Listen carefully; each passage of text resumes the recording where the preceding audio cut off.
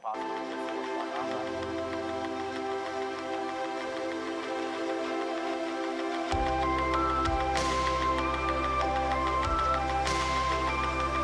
We believe it's really important to have this yearly opportunity for the community to actually get together in real life, in person. Sounds good. There's some people I literally just see maybe 2 or 3 times in a year on these conferences, but it's always great to just reconnect. And I think actually I'm just here for the merch. In Ember, most of the people I talk to try to converge on one solution essentially and not do 5 different things. We're building it together. We're the together framework, I guess, if you want to say that. If the community is the one that's driving something, it means the community decides what sort of problems are we facing. And because the problems are more or less the same, you end up having solutions that kind of solve problems for everybody else. Yeah, I really like that, and I really recommend that people watch that documentary because I think it captures a lot of what I really loved about the Ember community back then, and again, is like a time warp in between, but I feel exactly the same way as I felt in 2019 about that. Okay. Okay. So that's basically reconnecting. I think I've said what I need to say. I'm a little distracted here, but I will get back on track. So in between the time we started Ember and now, I had 2 kids. During COVID, I had a kid. I think he was going to come back on stage, but I think he is probably 6 years old, and a lot of time went by. So he was on stage in 2017, and when he was 0 years old. And I think one thing that's really cool about Ember is that Ember is a part of the sustainability story. Is we really are. We believe in we believe in not burning people out so we can't have kids. We believe in making Ember sustainable for volunteers, contributors with kids, and I think in general, I really think Julia's talk is going to be awesome. Believe it or not, raising kids has a lot in common with building a web framework the way that we do, and I think Julia's talk unpacks that, and you should definitely go see it. But in general, really the reason this slide is here is that I've given a few talks since COVID, a handful, and I keep saying I should really put my kids on the slide because it's a big part of who I am, and I kept forgetting, so there we go. Had kids, that's a big part of who I am. It's a big part of, it continues to be a big part about how I think about Ember and its sustainability, and it's important, I think, to us as a community that it makes sense for kids to be part of it. Okay, so big picture. I think the glue that I got from Julia's talk, so I did a bunch of run-throughs. Julia showed me her talk ahead of time, and she gave me this concept of architectural building blocks. And again, go see her talk, it's good. And it made me think that what's really good about Ember is that we have these building blocks, and I'll unpack this throughout the talk, like components, services, routes, that are, as a conceptual matter, they're like these building blocks that, I brought a prop, they're like these building blocks that you kind of, if you think about what is a service 10 years, 8 years ago or 7 years ago, and what is it today? Sure, 7 years ago it said ember.object.extend or something like that, and now it doesn't. But how you think about it as a user, as a community member, as a developer, as a beginner, as an expert, all of that is basically still the same. And I'm gonna unpack this, like I said, in a bit, but basically the idea is that the inside of the building block, that's the reason it's glowing, is the insides can change. The insides can do whatever, but the way that the building blocks fit together doesn't change, and that is, as I will unpack later, a big part of what makes it possible for Ember to have a sustainability story and have a evolution over time story that works as well as it does. And I think it's underappreciated, but it's because of the way we architect and how we think about the concepts. So I started programming in 2004, and Ruby and Rails changed my life. I basically was programming PHP for about 6 months or a year before that. Learned about Rails, and the reason that Rails changed my life was at that point I was really a beginner, and it was writing raw SQL inside of PHP was not something that was getting me very far. It's not like I couldn't do it, it was just taking me a long time to do anything. And the really big deal about Rails for me, and the thing that I really tried to bring to Ember and I think makes sense, is Rails was not a tool that was for beginners, and then there was the more expert version of Rails. DHH used to say there's no easy bake ovens. Right? And the idea behind that is there should be a way of using the tool that makes sense for beginners, there should be a way of using the tool that makes sense for experts, and there should be a feedback loop between those communities. And so when I started, I was literally just starting, and Katz, who had been programming for years and with JBoss and stuff like that, was using literally the exact same tools as me, and any thoughts that I had about whether the tools were good or not, I could talk to him as a super advanced developer, and it made sense. And that idea of like, everybody is basically working with the same concepts is the thing that I took away from Rails. It's the thing that made me able to be a programmer, because until then I was like not really sure if that made sense for me. And I think that's something that I believe in, and it's what makes Ember matter for me. It's why I'm still here, and it's why I think we are still here. Okay, so what are we gonna cover today? First of all, I wanna talk about Polaris, so I'm gonna get into a lot of, like, not the nitty gritty, because that's what Ed's gonna do, but I'm gonna get into like what programming in Polaris is gonna feel like, and then at the end I'm gonna talk about how does this story fit into Ember's story about, that I just told about ourselves, and the challenges that we face going forward. Okay. So table of contents wise, I'm going to talk about template tag, talk about routing, talk about resources, talk about TypeScript. I'm going to talk about modern tooling. Basically, it's going to be basically Vite, stuff like that, shared tooling. The reason I have that bold thing on the bottom there is because it's very easy. We're not saying, like, basically, like, Svelte kit exists today because Sapper existed before. They wanted to adopt Vite, and they didn't migrate Sapper to Vite. They instead created a new thing called Svelte kit. We are not going to do that. We're going to take the existing Ember tooling and migrate users over to the new system. So basically, existing apps will get Vite eventually, subject to the usual migration caveats. And that is what I mean by shared tooling, right? We're not making another thing that you migrate to. It's not like, well, there used to be Vue CLI, now there's Vite. There's going to be like the Ember tooling. It's just going to use the ecosystem under the hood. Again, more on that at that point in the talk. Okay, so template tag. So Octane really actually made a big advance here, because if you remember before Octane, you had files in app/components and files in app/template/components that were really talking about the same thing. And Octane made a pretty significant ergonomic improvement by putting the template alongside the JavaScript or TypeScript file. That is nice, but I think it's basically it's lagging behind our peer frameworks. And that is because all of our peer frameworks either use JSX, which basically means you can put the quote-unquote template in the same file, or they use a single file component system, which lets you put your template and your style and your JavaScript in the same place. And everybody outside of, like basically most Ember people also, but the wider ecosystem is pretty convinced that having two separate files is not good, and I basically agree with that.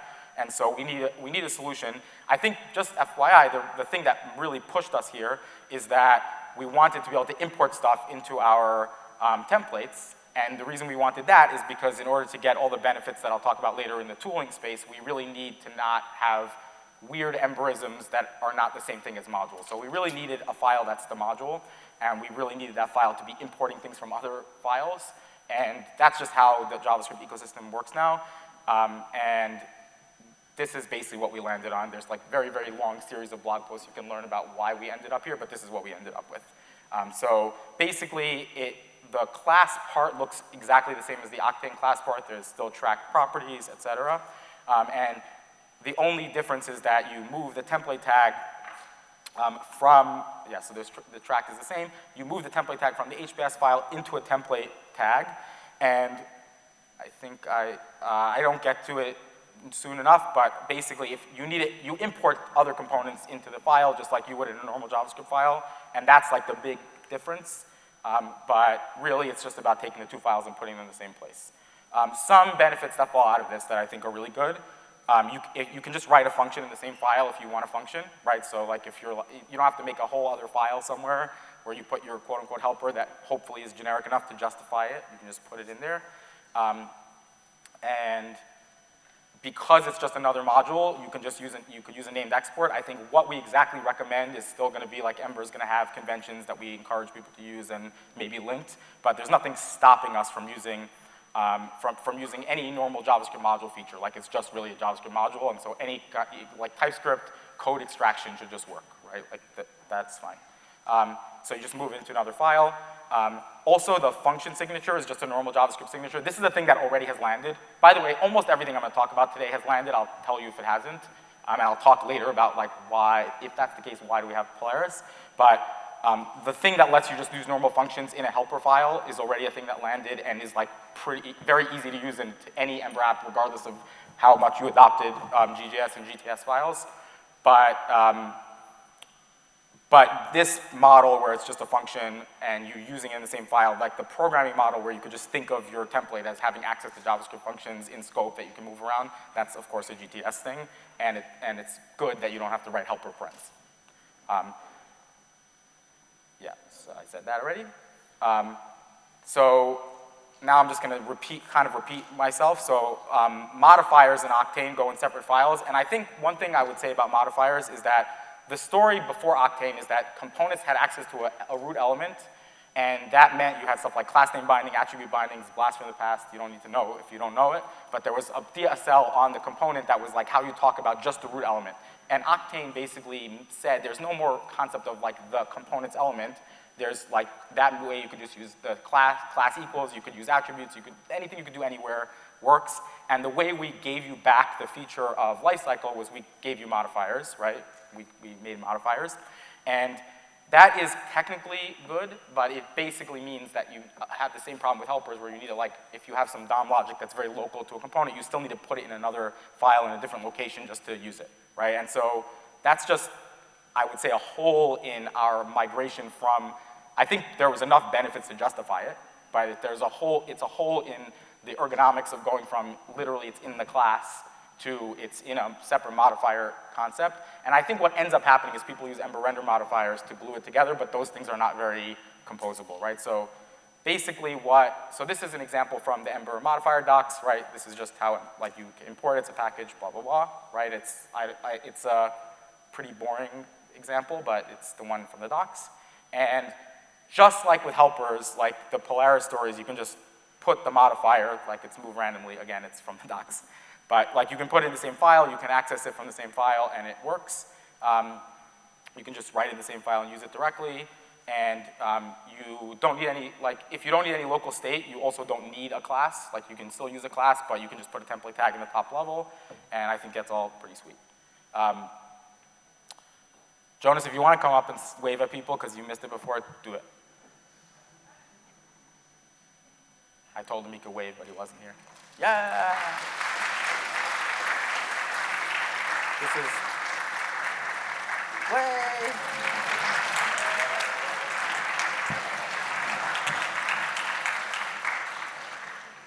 This is human sustainability.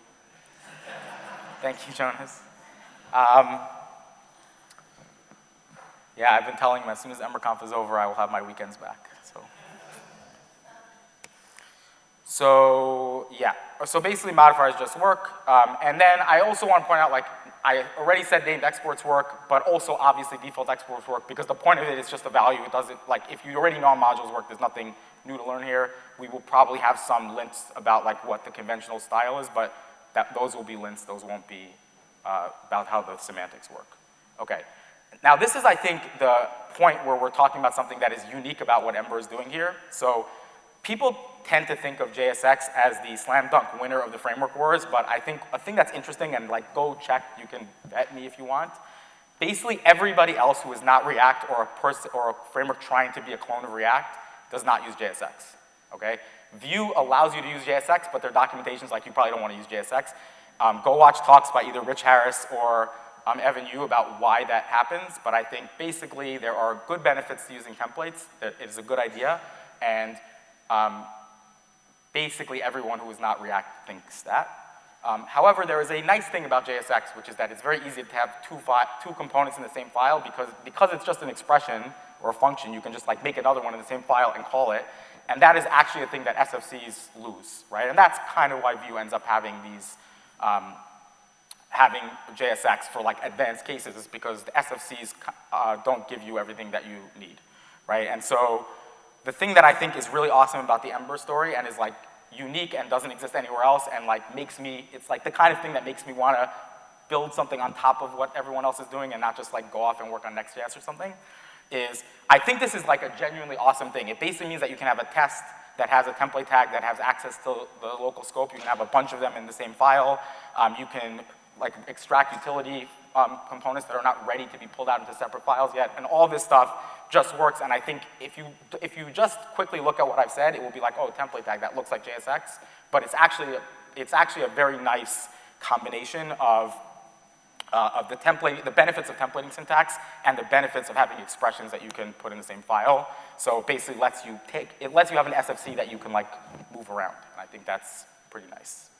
I should also say the top level template tag and the one in the component, that's the declaration form. So like that makes it, you don't have to write export default template tag, right? So there's some nice forms for the cases that are like SFCs, but because that's just a convenience form, writing const toggle equals template tag works also. And again, I think this is like a thing I'm really proud of. I think is really awesome and it's very unique and like really will shine in tests, I think.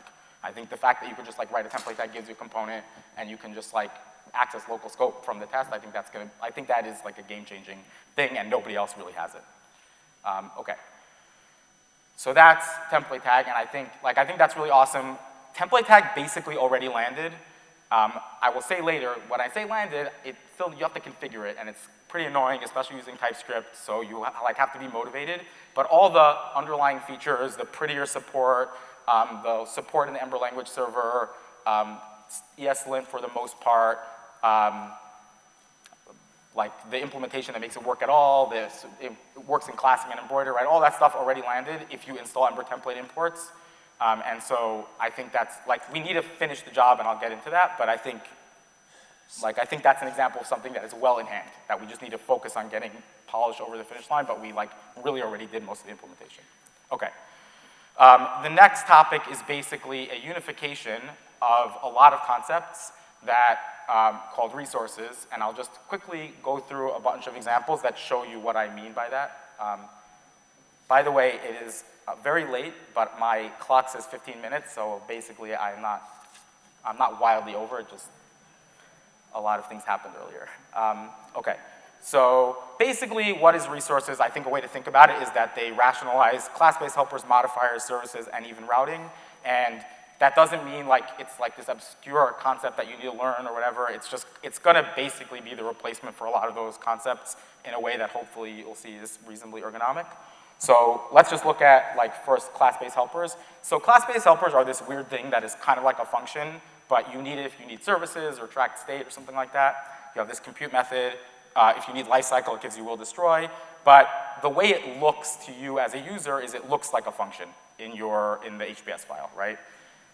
If you look on the right-hand side, the resources side, that is like resource, the DSL here, by the way, is the Starbeam DSL, which I'll talk about in a minute. But basically, there's going to be a class-based version. It's basically blocking on stage 3 decorators getting done. But this is like a way of getting, like if you are a fan of the functional modifier thing or like the helpers, those have limits. You run into problems if you need lifecycle or services or whatever, or they look different in different people's add-ons. This is basically a way of pushing as far as is reasonable on the function version of things. And then if you have like a lot of tracked state and a bunch of methods, clearly then you want the class version, right? So anyway, it's a DSL. I think without getting into too much detail, it's like it's a small DSL that gives you a way of creating setup and teardown logic. And the point is that when you say parentheses current time in your template, it works the same way that it worked before with class-based helpers. And the important thing here is that it gives you cleanup logic, right? So if you just have a regular function, there's no cleanup. A lot of the time, you want to set up some state that also gets cleaned up, and that is what resources are for. Now, if all they did was replace class-based helpers, it's probably like a little much, but there's a bunch of other things that you get out of it. So the first one is that a service in Polaris is just a resource that's scoped to an app, right? So a resource is just a reactive object that is attached to some lifetime, normally a component, but there's also a concept called the app in Ember, weirdly not in a lot of other frameworks. And so sometimes you want to attach a object, like maybe you have a long-lived channel or something like that, or a WebSocket, right? Like that's the kind of thing people do with resources. Importantly, like teardown still does exist, and the reason for that is that, especially in integration testing, you want to be able to like you don't want to have to like boot up the whole app every single time you run a test, which is how most other frameworks do it. And so by basically putting by having teardown logic inside your services, you can boot up the app, get some app state, and then tear that down, run another test with the same code, right? And that actually does make our integration tests rather fast and like uniquely so in some ways.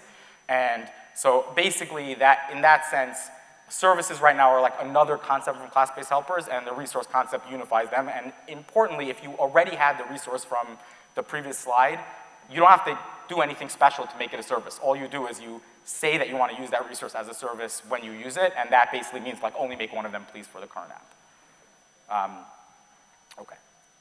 And by the way, like I spent a lot of time working on this, but like when you say, like there's no types anywhere on this slide, but you get the right answer when you say service current time from TypeScript, and I think that's like pretty nice, and I think the wider ecosystem could spend more time trying to get inference to work well, because TypeScript is actually very good at inference, but people are like just very willing to be like, just put some angle brackets here, and that is like fine until it doesn't work and you're confused about why things are failing at runtime. So I really like leaning on inference, and I think this is, we made it work. Okay, modifiers, that's another thing, and this is like, okay, how does Polaris have a story for modifiers that's built in and not like an add-on? Basically, it's a resource that's scoped to an element, and I have a bug in this slide, I think, but yeah, basically their inner function should be a function that takes an element and returns a resource, right? So basically when you say curly curly element size, it basically calls a function with the arguments, more or less, and then when the element exists, it calls the function that gets returned with the element and gets back a resource, and that resource has a lifetime. That lifetime is attached to the element's lifetime, right? So again, that's like, probably the first time you're hearing it, it sounds like I just said a lot of words, but it's basically just another way that the same resource concept, which is just an API, it's the API in Ember for generically saying, I have some reactive state, I want it to be attached to some lifetime. It's a way of reusing that same concept and sometimes the code, because the element usefully doesn't ever, in any framework, doesn't actually change at runtime, right? The element that you attach to a directive or a modifier, whatever you want to call it,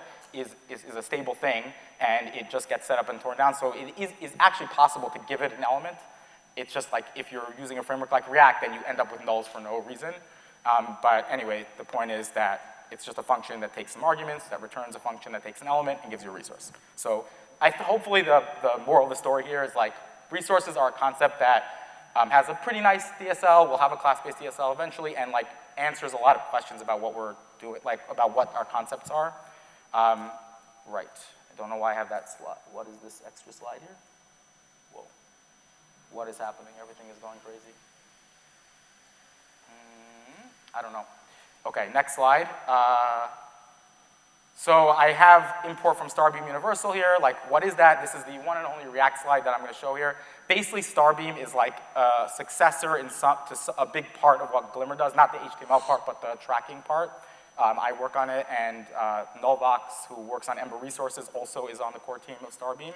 And the main thing that's different between Starbeam and Glimmer is that Starbeam makes these concepts something that works for all frameworks.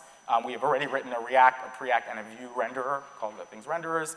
The only reason there isn't already an Ember renderer is that Ember already has a version of all these things that already work and works in people's apps. So I haven't felt like I need to prioritize like giving people some churn. Like the only benefit that you get from Starbeam is other people are using it who are not Ember, so I need to like make that actually happen. But the point is that the universal APIs will glue in ergonomically into Ember, as I've been showing on these slides. And the point is that you can publish libraries that just use Starbeam Universal that don't mention Ember at all, and then other frameworks can do like what I'm showing here on the right. Like other frameworks can say like use modifier in the React case, and then you, like in React, you have to use ref or whatever thing you have to supposed to do or idiomatically in React, but there's a version of it, like in Vue, it will be a directive, this kind of thing. So that's what it is. It's if you don't care about any of that, it's like saying Glimmer component, it's like the thing you imported, but if you do care about it, it gives you a way of writing universally reactive things that work in all frameworks, and go to starbeamjs.com, there's some documentation there, and that's what it is. Okay. Okay, so all of that brings us to routing. Now, these slides are the most speculative slides because there is no RFC that describes the syntax. However, the constraints are, like everybody who works on routing in Ember has a clear understanding of what the requirements are, and I will talk about them, and they give you very little wiggle room. But of course, everyone in this room and everyone watching is welcome to, when we get to RFC, to like, I want to say bike shed, but not in a negative way. Like to get, like I don't like the word bike shed because it implies like it's not a good thing, but I think making the concept make sense to everybody, like making that happen requires that people like see that the words are not too weird, and like if you just use functional programming words everywhere, that's not what happens, right? So feel free to come in, help us refine the syntax, but these slides are basically trying to show you like how the concepts fit together conceptually, but don't take the exact syntax for anything specific. Okay, so basically what on the left-hand side is like what I think is probably going to end up happening in practice for most cases. I think that should say articles.data.ts. So basically there's going to be some kind of resource function which takes a URL and gives you back a thing that counts as a model data. And I think that's mostly what will happen. But I think the right-hand slide, I have as a rule like things need to fit on a slide, right? The right-hand side, I guess it has a tiny bit of scrolling. The right-hand side is basically showing you it's not that hard to write the resource. It's just that like it would not be great if every single time you wanted to like fetch a URL, you have to do it. Now you might be saying like, I think you could have made this slide look less annoying if you just use fetch directly, but like you probably actually do want to support cancellation as a general principle, because if it takes a long time to make the fetch and then the user navigates to another page, probably a good idea to cancel the existing one and not just have it keep running.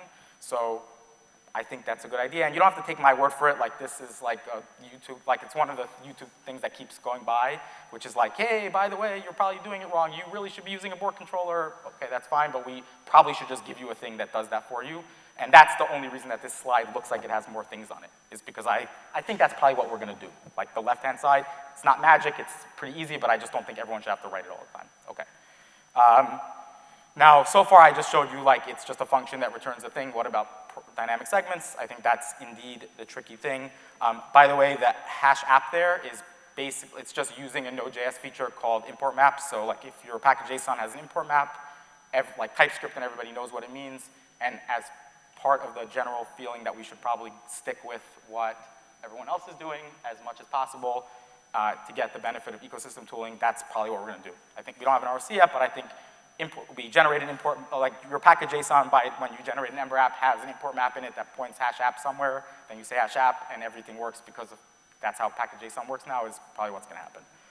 Okay, so basically what is a dynamic segment? It's a parameter to a function that returns a resource, so it's kind of like the element thing I showed before, right? It's a function, takes something and returns a resource.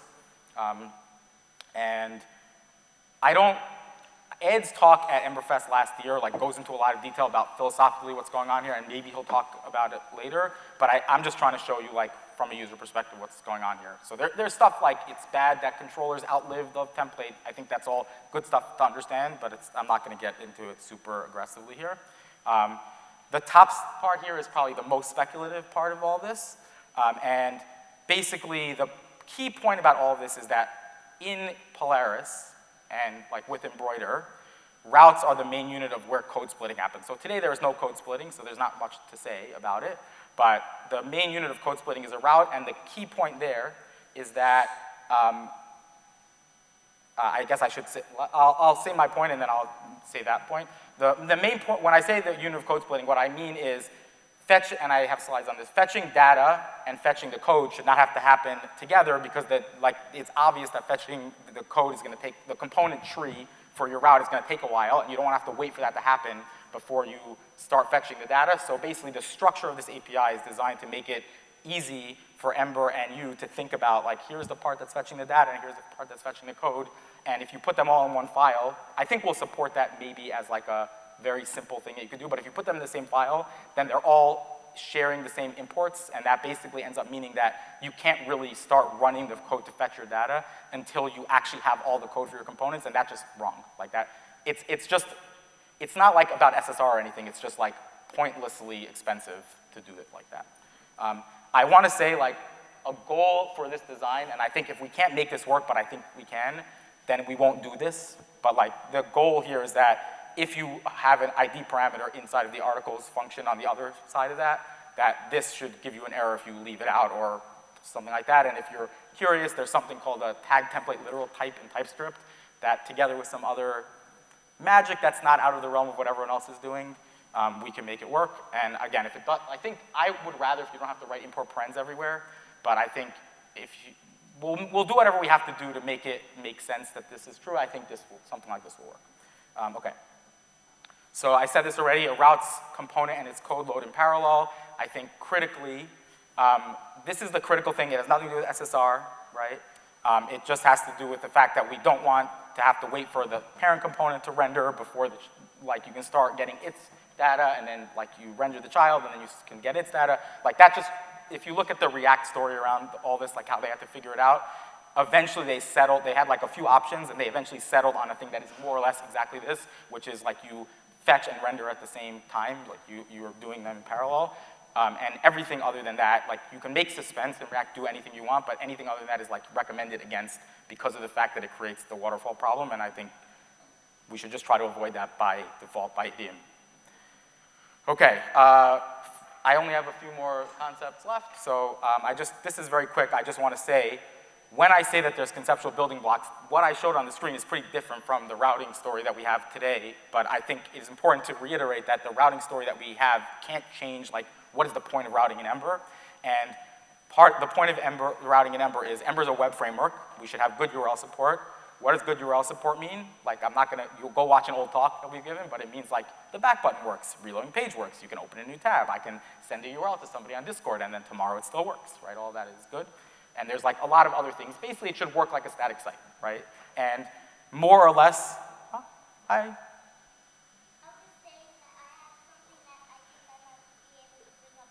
Okay, I will, if I have time for questions, I will call on you first.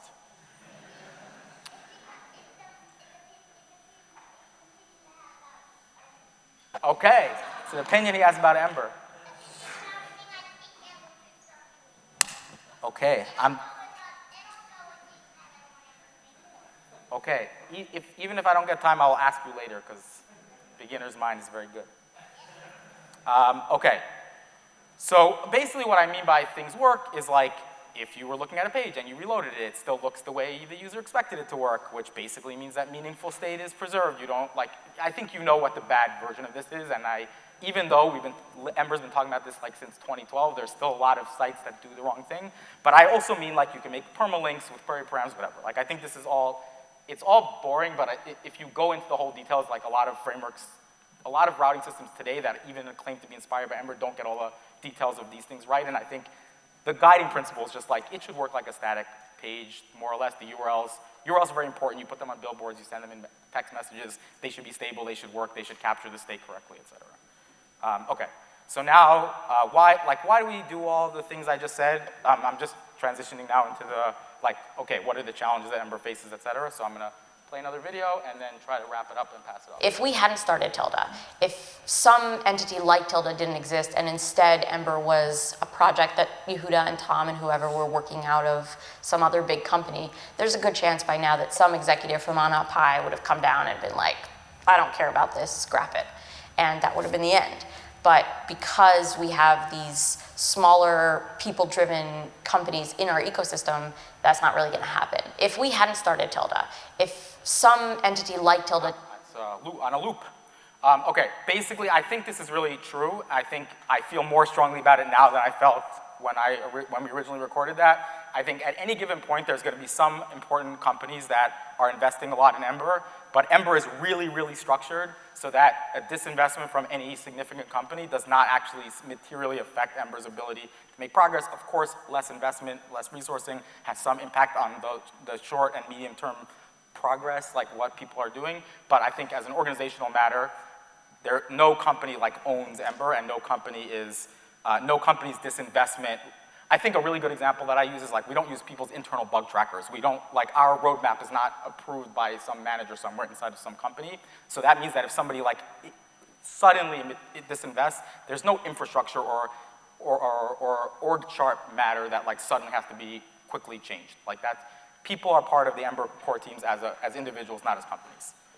Okay, so why are we still here? Like, in some sense, that's a good question. Like, okay, well, we'll do a lot of things that make us as good as other frameworks, but like, okay, but other frameworks already exist, so why are we still here? And I think really the answer to this question and why I am still here is that the ideas that made Ember good, that make people want to be in the room here, and that make apps that were built literally like 10 years ago still exist today and are able to use like GJS files and TypeScript 5.1. Like, why is that even possible? That's like so far out of the expectations that anybody in the ecosystem has. Like, that is still a controversial thing to try to accomplish. What everyone else does is, oh, V came out, let's like fork everything, fork the ecosystem and do something else. The fact that we invest so much energy in building blocks that we work on together, that like beginners and experts can work on together and iterate on, that add-ons can, that don't require us to like suddenly fork the ecosystem and be like, okay, there's the part of the ecosystem that supports Octane and whatever, like all of that is like a hugely controversial thing that is a really good and powerful thing about Ember that means that like older apps still work today, but that also means that if you start an app today, that app gets the benefits tomorrow and next year and the year after that. And it's just, if you even rewind the tape 3 years, there's almost no framework that is not Ember that didn't have some kind of big fork that would require you to do a significant, effective rewrite of your code base. And I think the fact that Ember's been not doing that since 2012 or 2013 is a good enough reason for us to keep doing this. I will talk again about the challenges in a minute, but I think how I usually summarize what I am talking about here is that other ecosystems basically, it's normal to have a concept of ejection, which basically means like, well, there's the like create React app or whatever, like the thing that is the nice beginner-friendly thing, but like in practice, you like press the eject button, it like explodes out into your code base, and now that's the public API that you're using. Doing that basically means that it's there's no difference between the implementation details that a very advanced user understands and the conceptual building blocks that beginner users are, like intermediates are using, and that just makes it almost impossible to do any kind of significant changes to the code base without forks, right? So basically what no ejection means is that it aligns the mainline APIs, like the APIs that are the primary ones in the docs, with the way people actually use them. It also aligns the way people use our APIs with the way people think about the APIs, right? And that basically means that when we say, okay, we're not gonna, ember.object is not a thing anymore, that's fine because the authoring format all along was import from @ember/string, and just there's an implementation detail that turned into ember.string somewhere internally for the last 3 or 4 years. Changing that to be a real module doesn't affect the mainline API, how you think about the API, or how you use it, right? And I think it's just a thing that Ember does that other people don't do. And I think just when you have ejection as like a primary way that you think about things, it leaks the low-level details of how things work into the way the framework is composed and the migration strategy. It's unavoidable, and I think it takes some effort to make that not true, to have a difference between the authoring format and the implementation strategy, but it has really paid dividends. It is the reason that go back 3 years or 6 years or 9 years, and Ember didn't ever have one of those forks, even though at every one of those periods, everyone else was doing it. Okay. I said the word authoring format. Basically, I have to define it because no one else does it, but Ember is unique in defining our public API in terms of an authoring format that is separate from the way the framework is built. And that means that like I talked about before, like @ember/string becomes ember.string, that's an internal detail. The authoring format in 2016 and today is you import from ember/string, and that means that we could change the implementation details from loader.js, which is like very not compatible with the way the ecosystem wants to do things now. We can change it all the way, now I am running out of time. We can change it all the way to using something like Vite, and the way you think about it, the way add-ons work, the way you build your own apps, the way you communicate between different developers, different teams, doesn't change. And that's just a unique thing, and I think it's a really good thing, and it's not like we're sheer force of will is how we keep, like people think, oh, well, we have a lot of compatibility, so we must be spending a lot of time on it. That's not really quite right. I think when you account for the fact that you have to deal with people on old versions anyway, the thinking about things in these terms and thinking about ways to give people tools that are easy to migrate and just making that part and parcel of how we operate has actually given us pretty good velocity. Yeah, I have to figure out how to quickly go through. So I just want to say, like, this is a thing that is a little speculative, but also the add-on already exists. I think, basically, you might, like, we don't have a good CSS story right now, frankly, and you might think, oh, that's yet another thing we have to do in Polaris, so, like, clearly it's going to be impossible. I think what's nice about the way we're planning on implementing it is that we can have a feature that's like this high-level feature, like the scope style tag, and we can use tools like that come out of the Vue ecosystem or the Svelte ecosystem to compile that down into something that is a separate CSS file, and then, like, existing ecosystem tools, existing bundlers know what it means to import a CSS file. Like that is already a thing that we don't have to build. So simply doing the transformation from the left side to the right side is enough with existing tools to get what you need. And that also, for the most part, with some work, includes like getting your post-CSS configs to be included and stuff like that, right? Because what we're doing is we're leaning on the fact that importing from a CSS file has an actual meaning in the ecosystem. We're not trying to reinvent it, but we're still keeping the ability to define like what is the authoring format. Because just because you can import from CSS doesn't, like that churns a lot in the ecosystem. So we're keeping the authoring format stable, but we're using, it's like a much thinner layer now. Okay, I'll try to go fast.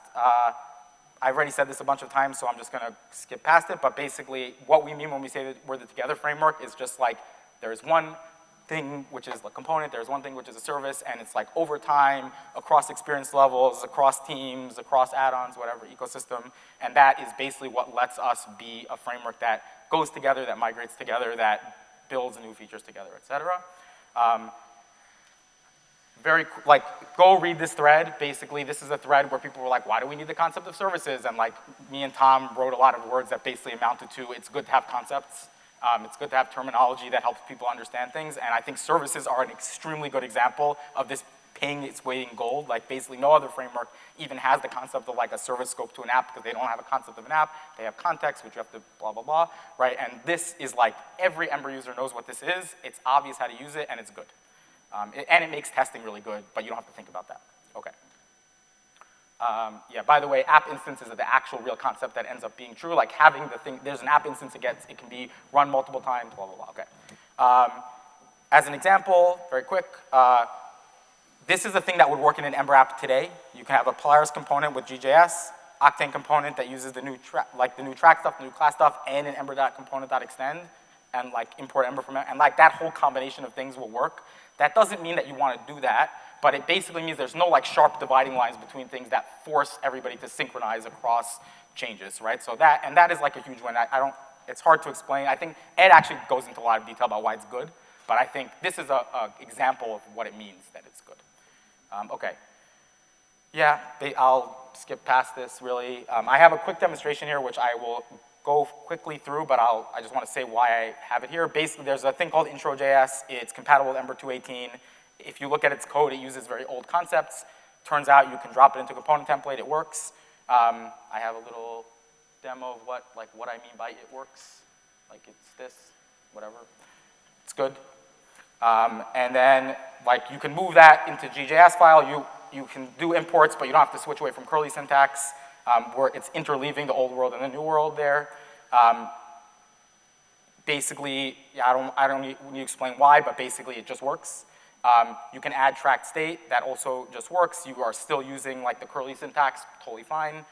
You can switch to angle bracket invocation. We actually got pretty far without doing it, totally fine. And like really what all this is about is, it's easy to be like, oh, what is the point? Like the answer is when you say like this is the old world and this is the new world and you have to migrate across them, every single change that you make that's any kind of significant at all creates like, the whole ecosystem has to be like, we are moving from the old thing to the new thing every single time, and it just forces you to combine a whole bunch of things into one feature technically. It makes add-ons all have to be like, am I supporting Vue 2 or Vue 3? Like people don't have to say, am I supporting Octane? Like you have to support Octane, but you don't have to say, do you support Octane and the old thing? Because supporting Octane means you support the old thing by definition, right? And I think there's a lot of, Ed's talk goes into a lot of detail about why, like how we do that, but I think this is like really a fundamental thing that is happening in, like under the hood of our design philosophy, but it's like why everything is good.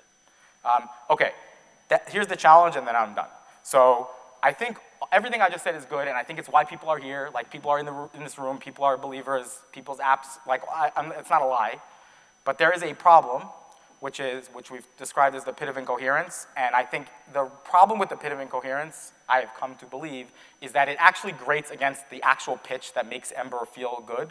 So that is basically like, oh, we should adopt Ember because we can take people from team A and move them to team B. Like during the period of the pit of incoherence, especially right now, that means that like there's all this tinkering that has to happen that basically makes Ember at the bleeding edge feel like not that different from the other frameworks that you're claiming Ember is better than. And the real kicker is that because Ember is not that competitive with our peers right now, you feel like part of the sales pitch that you have to make to your boss or your clients or whatever has to include, and we're using the new stuff, right? So now you're using the new stuff, and that is actually in conflict with the fact that you're getting these benefits of going together, right? I think we do need the technical strategy of additions, but there's a problem that is beyond just a normal addition problem that abstractly exists, which is we are just behind now. Like, all the benefits are good. They would be unique value propositions of Ember, but it's hard to make the case because of the fact that we're just, frankly, we have competitiveness issues right now. And I think, what is the point of Polaris? The point of Polaris is not just like to do one more, like, here they go again. I know people feel like that, but like, we haven't been like saying we're doing this all along. What's happening is we've been incrementally getting here, and I think Polaris is the point at which we could say, okay, we moved to Vite, we adopted all this stuff, and now we've closed the gap with our peer frameworks, and now the part of Ember that is good, which is the working together, like the sustainability story, that is a thing that you could like really sell and not have to be like embarrassed about the fact that there's all these caveats that hopefully don't apply or that force you into a more tinkering kind of mode. And I think critically, and Ed is gonna go into this in detail, Polaris has to involve us doing this in a way that is sustainable going forward, so we're not like saying the same thing 3 years from now, right? So we need a strategy for closing the gap with the ecosystem that gives us all the benefits of having the separate authoring format and like the things that are good about Ember, that make Ember unique and good, in a way that is sustainable, so that when the ecosystem does more things, we can like pretty easily adopt the things the ecosystem is doing, and you still get all the benefits, right? So I think that is what is needed. So up next, the thrilling conclusion: how we're going to make it happen with Ed Faulkner. Take it away.